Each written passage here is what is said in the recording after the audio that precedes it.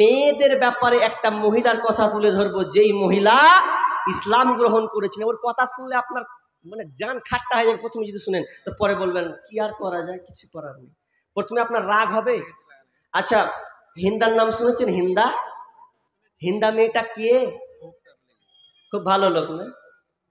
এ এমন একটা হিন্দা যে রাসূল সাল্লাল্লাহু আলাইহি ওয়াসাল্লামের চাচা হামজা রাদিয়াল্লাহু তাআলা আনহু কি করেছিলেন? ওই কলিজাকে বের নিয়েছিলেন। কোন তাফসীর বলছেন যে কলিজাটাকে বের করেছে, তো বের করে আবার দাঁতে চিবিয়েছে। কোন তাফসীর বলছেন যে ওই মালাটা, ওই আপনার কলিজাটাকে মালা বানিয়ে গলায় পরে রেখেছে। এত খাতারনাক মহিলা। রাগ খুব। বদরের যুদ্ধে হেরেছে, তো উহুদের যুদ্ধে ওই চাচা হামজা রাদিয়াল্লাহু তাআলা আনহুকে ওইসিকে বলছে, এই ওইসি, তুই ওই হামজার কলিজা আমাকে দিতে পারবি? তুই যদি দিতে পারিস তাহলে তোকে আমি আবাদ করে দেব। তুই একজন এখন আমার কৃত দাস, তুই যদি আবার জিন্দেগি চাস যে আমি তোকে নিষ্কৃতি করে দেবো, স্বাধীন করে দেবো, তোকে একটা কাজ করতে হবে। তো বলেন কি? বলছে তুই হামজাকে মারতে পারবি, তোর কলিজা নিয়ে আসতে পারবি? সহজ, আমার কাছে ইজি, কোনো অসুবিধা নাই। তো ওই উহুদের যুদ্ধে কি করলো? ওই বল্লম টার্গেট করে হামজাকে মারলো, তীর ছিরকে ওইসি যেমনই মারা টার্গেট করে বুকে এসে লাগলো। বুকে এসে একদম ফেরে কলিজাটাকে এনে হিন্দাকে দিলে, বলছে লেন এবার আপনার এই কলিজা দিলাম, আপনার শত্রুর কলিজা। আশ্চর্য হিন্দা, কি টার্গেট, কি মহিলা তার। তো ওই মেয়েটার কিছু নমুনা বলবো আজকে আপনাকে, যেই মহিলা ইসলাম গ্রহণ করেছে। এবার আপনি বলবেন যে ইসলাম গ্রহণ করেছে তার কি করা যায়। এবার ওই হিন্দা, একদিনকার ঘটনা। হিন্দার কিন্তু কয়েকটা গুণ ভালো ছিল, তার মধ্যে একটা গুণ ভালো ছিল, হিন্দা কোনোদিন পর পুরুষের সঙ্গে কথা বলতো না। জি, আচ্ছা আচ্ছা, আমাকে 10টা অবধি চালাতে বলেছে, 1 ঘন্টা আদায় করে যাবো, 8 ঘন্টা করলে তো যথেষ্ট। হ্যাঁ, 8 ঘন্টাতে ইনশাআল্লাহ ধৈর্য ধরেন। আমাকে যখন বলেছেন 10টা টাইম দেন আমাকে, হ্যাঁ এখন 9টা বাজছে। ইনশাআল্লাহ দর্শক আছে, শ্রোতা পালাই না, ইনশাআল্লাহ ঠিক করে দিই, অসুবিধা নেই। তো হিন্দা কি করেছেন? হিন্দার কিন্তু 2টা কোয়ালিটি ভালো ছিল। একটা ভালো কি জানেন? একটা ভালো কি ভালো, যে ও কোনোদিন পর পুরুষের সঙ্গে ভালোভাবে কথা বলতো না। আর আজকালকার আমাদের তো একবারে স্ট্যাটাস, মানে একদম আধুনিক পরিবার যাকে বলা হয়। কেমন আধুনিক পরিবার? আপনার মেয়ে মাধ্যমিক পাস, 11 পাস, কলেজ পাস, ও বাড়ি থেকে এসেছে, কলেজ থেকে এসেছে, আর এদিকে স্বামী স্ত্রীর কথা বলছে, খুব মধুর কথা। আর এদিকে এসে একটা ছেলে এসে ভ্রম ভ্রম ভ্রম ভ্রম বাইক এসে খাড়া হলো, বলছে খাদিজা। কে গো বাবা? বলছে আমি অমুক ছেলে, আপনার মেয়ের আমি একসাথে পড়ি, বয়ফ্রেন্ড। যে বয়ফ্রেন্ড, তাহলে যাও খাদিজাকে ডাকো, নিয়ে যাও। আজকালকার অবস্থা আধুনিক পরিবার, বাপ মা বলছে খাদিজা তোর বন্ধু এসে, যা যা এবার চেপে চলে যা কলেজে তুই। আওয়ারা জিন্দেগি চলছে। আর আর এইদিকে হিন্দার দেখেন, পর পুরুষের সঙ্গে কোনোদিন কথা বলে নাই, একবার নীরবতা পালন করে। কিভাবে বোঝা যায়? একটা মেয়ে এসে বলছে, হিন্দাকে শুনেছিস কথা? বলছে কি? রাস্তা দিয়ে আস্তে আস্তে দেখুন একটা মেয়ে অন্য পুরুষকে কি বলছে জানিস? ওকে জিজ্ঞাসা করছে যে পথটা কোন দিকে, তো ওইভাবে দেখিয়ে দিছে যে এই যে এখান দিয়ে এখান দিয়ে এখান দিয়ে যাবে। তো হিন্দা বলছে ছি ছি ছি ছি, তোবা তোবা, কেমন করে কথা কইতে পারলে? মেয়েটা ছি, লাজ শরম কি লজ্জা কিছু আছে? কি করে কথা কইতে পারলে? হিন্দার এই গুণটা ছিল যে পর পুরুষের সঙ্গে কথা বলতেন না, ভালোভাবে নিজেকে কন্ট্রোল করতেন। আর আজকাল আমাদের তো কোন আওয়ারা জিন্দেগি কোন ব্যাপার নাই, কে আবার কে কত কথা, 2 ঘন্টা 4 ঘন্টা মোবাইলে চলছে, 5 ঘন্টা 6 ঘন্টা রাত পার পার, কোনো খবর নাই মোবাইলে। আর সে দিন পার করে দিল, সকাল হয়ে যাচ্ছে, দিনের তো কাজ মন বসে না, বসবে কি করে? ও তো আওয়ারা জিন্দেগি জীবন যাপন করছে। আর আজকালকার মেয়েরা আমাদের দিকে দেখবেন, আপনাদেরকে বিড়ি বাঁধা আছে গো, এদিকে বিড়ি বাঁধা আছে, আমাদের ওইদিকে বিড়ি বাঁধা আছে, একদম গোল করে চাক্কা করে একদম বসে গেল, লম্বা করে। কোথায় বসবে? এত ওকে আল্লাহ বাড়ি দিয়েছে, এগনে দিয়েছে, তো বসবে না, রাস্তার পাশে গিয়ে বসবে। আর বসবে এমন ভাত ভাত ভাত করে গল্প করবে। রাস্তা দিয়ে আপনার হকার যাবে, পেপসি বালা যাবে, আইসক্রিম বালা যাবে, তরকারি বালা যাবে, আর কাপড় বালা যাবে। তো একবারও মাথায় কাপড় দেয় না, একবারও মাথায় কাপড় নেই। আর যখনই একটা আলেম যায় রাস্তা দিয়ে, তো বলছে ছুরি মাথায় কাপড় দেয়, দেখতে পাচ্ছি না মৌলবি এলো, মানে মৌলবি এলো তখন মাথায় কাপড় দিচ্ছেও, যে মাথায় কাপড় দে, শরম লাগবে না, কি করবে মৌলবি সাহেব? তখন মাথায় কাপড় দিল। তা আমি মনে মনে ভাবছি যে সব তো বেটা ছেলে গেল ওখান দিয়ে, তো তখন কেউ মাথায় কাপড় দিল না, আর মৌলবি থেকে মাথায় কাপড় দিল, ব্যাপারটা কি? তা আমি মনে মনে ভাবছি হয়তো যেটি বেটা ছেলে মানে যেটি হকার সবটি গেছিল সবটি হিজড়া, আর মৌলবিটা শুধু দাঁড়িয়ে রেখে ওই খালি পুরুষ, বাকি সবটি হিজড়া ছিল মনে হয়, ওই জন্য মাথায় কাপড় দেয়নি। এমনটা নাকি? এমনটাও তো নয়, মৌলবি দেখেও মাথায় কাপড় দিয়ে দিলে, আর বাকি যে এত লোক গেছে মাথায় জুটেই না। কিয়ামতের আলামাত এসে গেছে, তাই তো ঘরের নারী রাস্তায় নেমেছে। কিয়ামতের আলামাত এসে গেছে, তাই তো ঘরের নারী রাস্তায় নেমেছে। ওরে মাছ বাজারে কথা বলে মাছওয়ালার সাথে, স্বামী তাহার দাঁড়িয়ে আছে ব্যাগটা নিয়ে হাতে। ওরে মাছ বাজারে কথা বলে মাছওয়ালার সাথে, স্বামী তাহার দাঁড়িয়ে আছে ব্যাগটা নিয়ে হাতে। স্বামী নিলেন মাছটা টেনে, স্ত্রী তাই টাকা গুনে। স্বামী নিলেন মাছটা টেনে, স্ত্রী তাই টাকা গুনে। স্বামী স্ত্রীর যেন সেবক হয়েছে। কিয়ামতের আলামাত এসে গেছে, তাই তো ঘরের নারী রাস্তায় নেমেছে। কিয়ামতের আলামাত এসে গেছে, তাই তো ঘরের নারী রাস্তায় নেমেছে। ওরে বরখা পরা বরখা ছাড়া হাট বাজারে ঘোরে তারা। ওরে বরখা পরা বরখা ছাড়া হাট বাজারে ঘোরে তারা।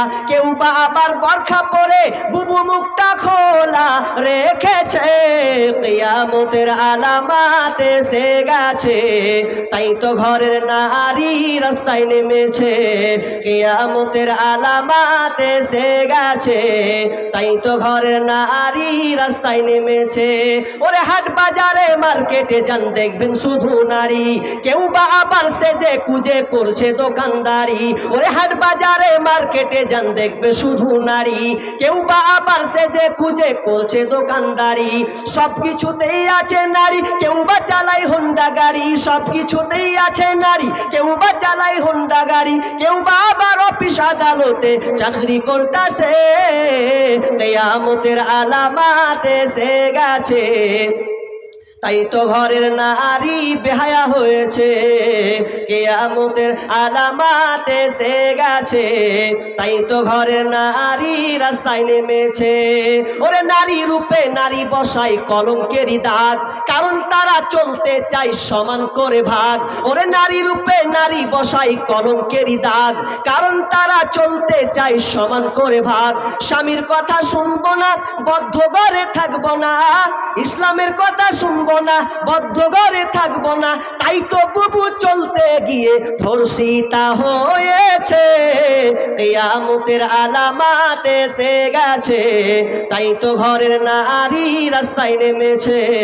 কিয়ামতের আলামাত এসে গেছে, তাই তো ঘরের নারী রাস্তায় নেমেছে।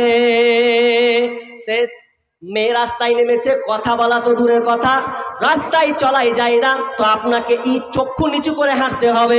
রাস্তাকে তারা এমনভাবে অবরোধ করে রেখেছে যা বলার কথা নয়। আপনি মানা করবেন তো পাল্টা আপনার উপরে অভিযোগ চাপিয়ে দেওয়া হবে যে আপনি নারীকে কেন আপনি বকলেন। দুনিয়ায় চলা খুব বড় মুশকিল। কিন্তু হিন্দা একজন মহিলা দেখেন, যেই মহিলাটা পর পুরুষের সঙ্গে কোনোদিন কথা বলে নাই। একদিনকার ঘটনা, আল্লাহর কি হুকুম দেখেন। হঠাৎ করে একদিন ওই মহিলা ঘরে আপনার কিনা কাজ করছে, আপনার কিনা সব কিছু সে সাফ করছে সুন্দর করে, ঘরটাকে সে ভাজাচ্ছে। এমন সময় বাড়িতে কিন্তু স্বামী নাই, চলে গেছেন বাইরে।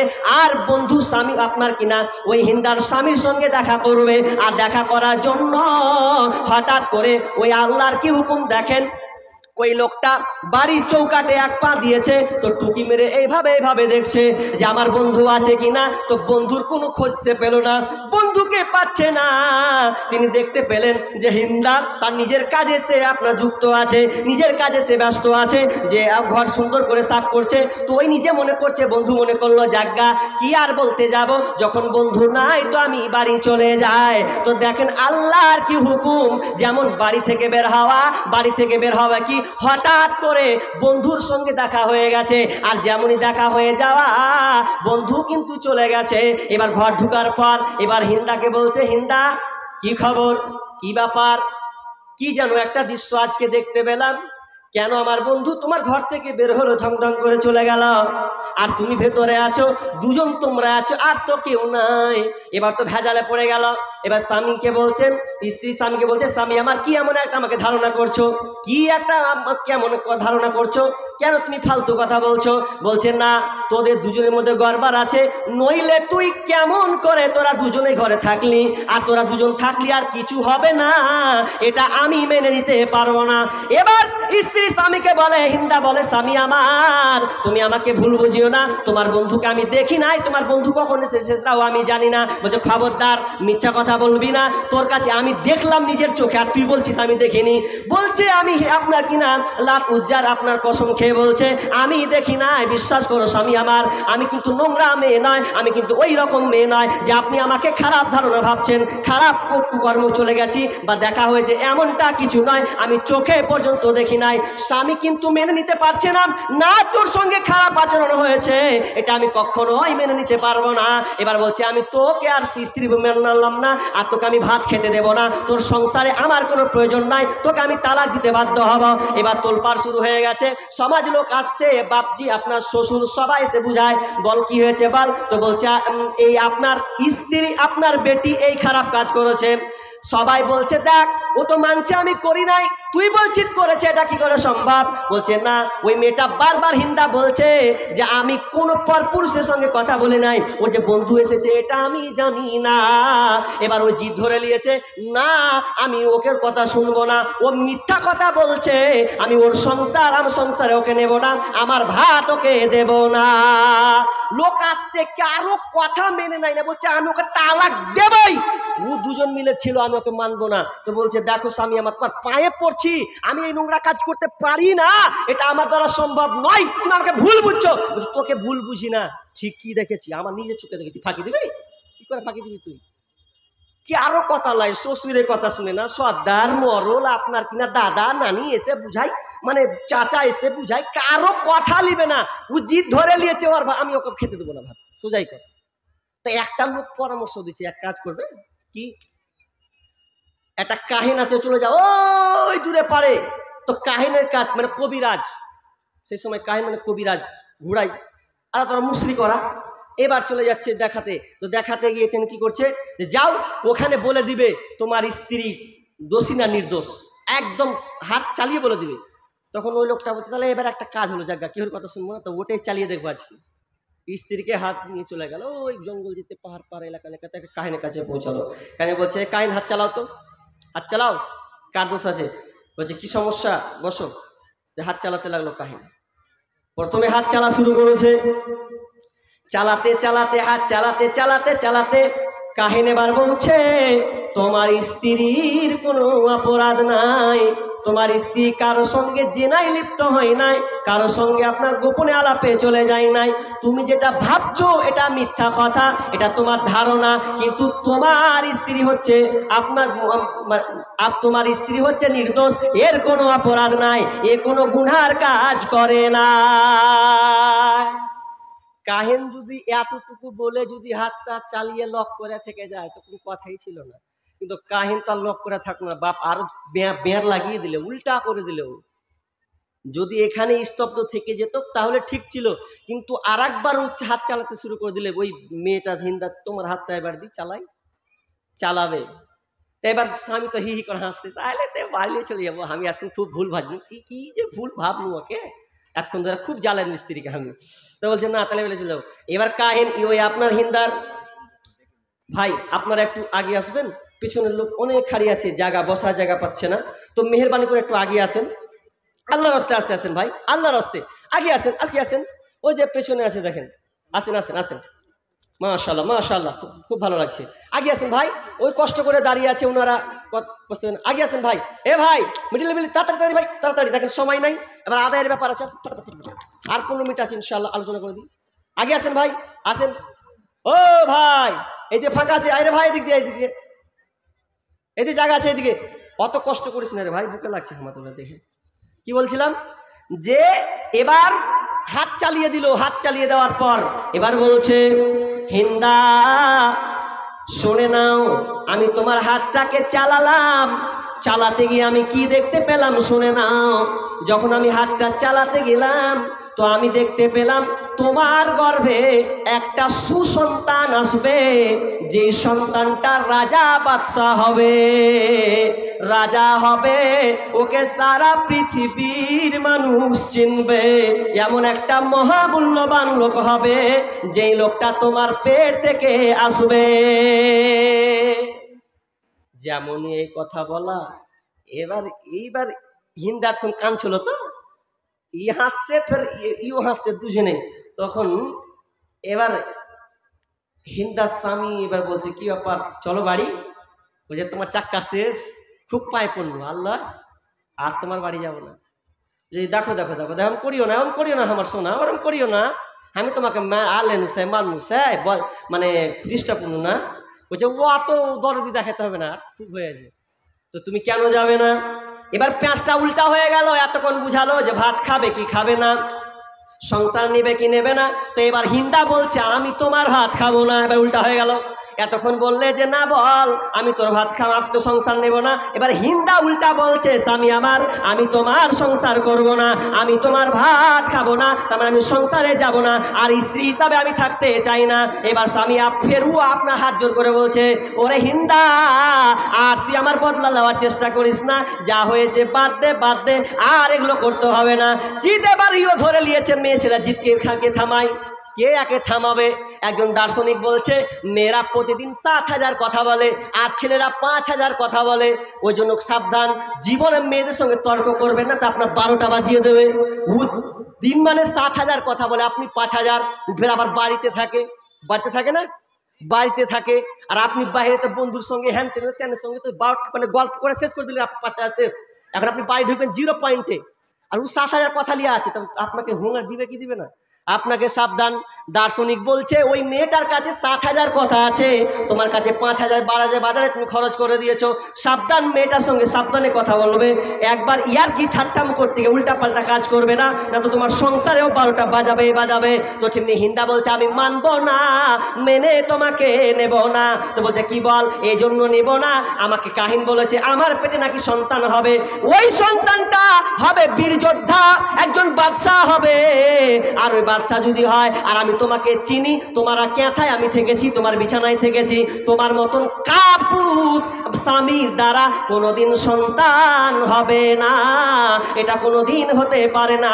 তো আল্লাহ দেখেন জিনিসটাকে উল্টে দিলেন, তো উল্টাতে তালাক তো দিলেন। এরপরে বিশ্বনবীর চাচা আবু সুফিয়ানের সঙ্গে হিন্দার বিবাহ হয়ে গেল, এরপর সম্পর্ক খালাস হয়ে গেল। তার মানে ওখানে তিনি ইসলাম গ্রহণ করলেন, মুসলিম হয়ে গেলেন, দিন পেয়ে গেলেন। जिसको হেদায়েত মিলি उसको सब कुछ मिली। কিন্তু হেদায়েত আমরা আল্লাহকে চাইতে পারি না, দুনিয়ার সব কিছু চাইছি, কি চাইবো আল্লাহর কাছে। আর একটা কথা বলে আমি আমার মেন পয়েন্টে চলে যাব, আমরা কি চাইবো আল্লাহর কাছে এখন পর্যন্ত বিবেচনা নেই। সংসারে পড়ে আছি, টাকার দরকার, বাড়ির দরকার, ছেলে মেয়ে কথা শুনে না, এ নিয়ে পড়ে আছেন। আপনার মূল জিনিসটা যে চাওয়ার, এটা আপনি চাচ্ছেন না, হেদায়েত চান। রাবিয়াকে